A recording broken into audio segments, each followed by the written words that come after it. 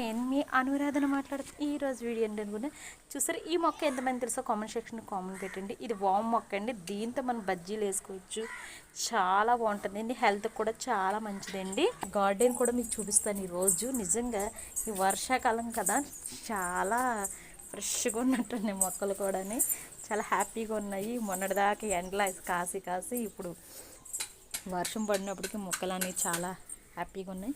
నేను దీంట్లోనే బీర మొక్క పెట్టానండి. కాకరకాయ అయితే నేను వేయలేదు, దానికి అదే వస్తుంది చూసారా. పైకి అయితే పందిరి వేసానండి. పందిరి మీదకి అయితే దొండపాదు కూడా ఉంది దీంట్లోని. పైకి అయితే ఎక్కేస్తుంది చూసారా. మొత్తం పాదంతా అల్లుకుపోయిందండి. పూత కూడా అప్పుడే పూత స్టార్ట్ అయిపోయింది దీనికైతే. పైకి ఉన్న వల్ల మనకైతే పందిరి కనబడతలేదు. ఇలా నేనైతే బకెట్లోనే వేసాను. ఇలాంటివి చూపిస్తుంటే మా ఛానల్ ఫాలో అవుతూ ఉంటానండి. బాయ్.